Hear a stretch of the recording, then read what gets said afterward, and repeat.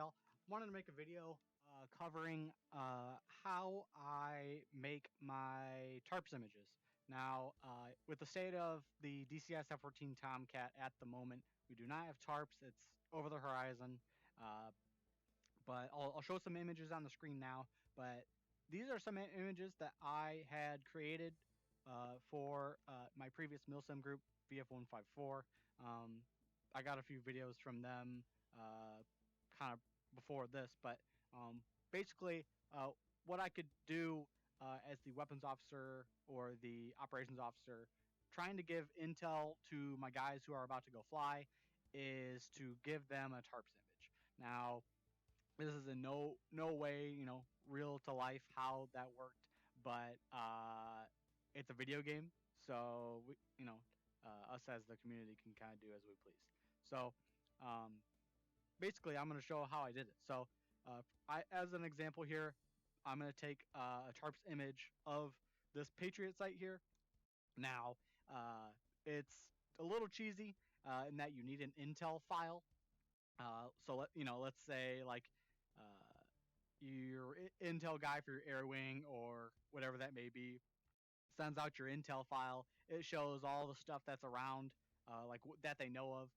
It's going to be different from your actual mission file, which has actual hostile units that are going to be active during your op day or whatever that may be. So you're going to have that Intel file in this instance. You can technically use the same idea, but it is much harder when you're on the fly, pun intended. So here's how I did it. We're going to start off by just taking any random aircraft. It doesn't matter what exactly it is. I'm just going to throw it smack dab in the middle here, above here. Anything from like 13,000 to 18 is really good. Depending on the cloud layers, you might have to mess with the altitudes there. But for cleanest day type Intel run, you can just throw down whatever. Now, before you do anything, you really want to make sure that you have a pause bounded, not active pause, like you see in the training missions. What you're going to want here is just normal pause, and this will help us to kind of get the image. Now, basically, as you can probably guess, we're going to pause the mission right when it starts, and this will allow our aircraft to stop there, just like that. It doesn't need to be anything fancy. And then you can see I'm looking down right at them, and then you can do right control asterisk to zoom yourself in, which I guess isn't working for me right now, but the idea exists. You just want to increase your FOV.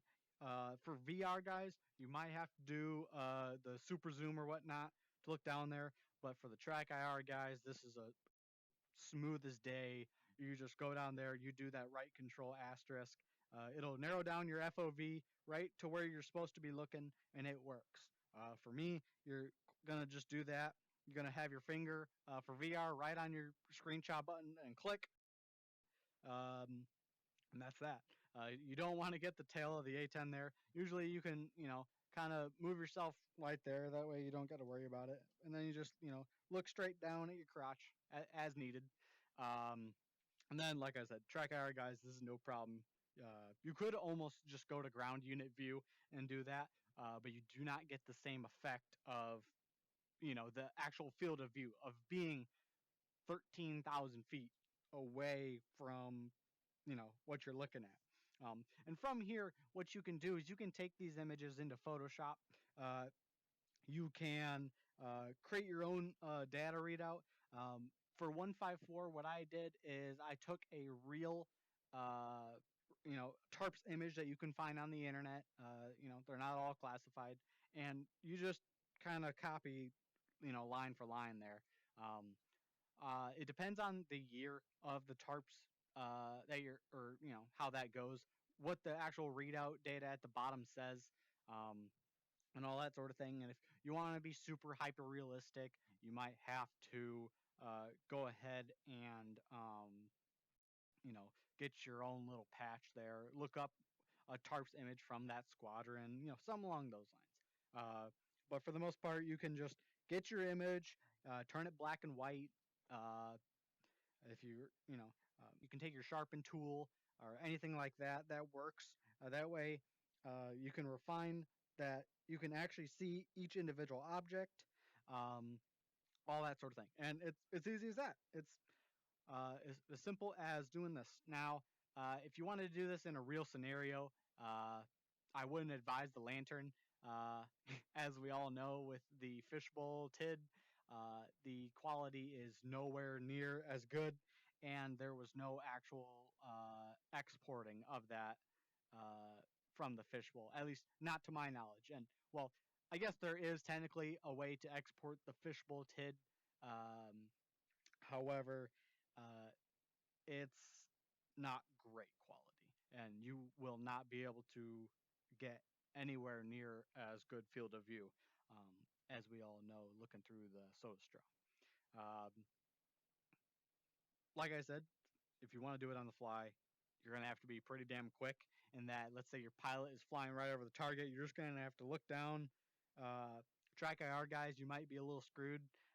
The VR guys, this is pretty easy in that you can just keep looking with your zoom button and just snap a pic. Of course, VR, if you don't have your good pixel density up, this might be a task, uh, but you might be able to get away with it. But that's really about it. This is I'll show some more image on the screen now. This is what I did. This is how I showed my guys, what targets I wanted them to hit, all that sort of thing. And that's that.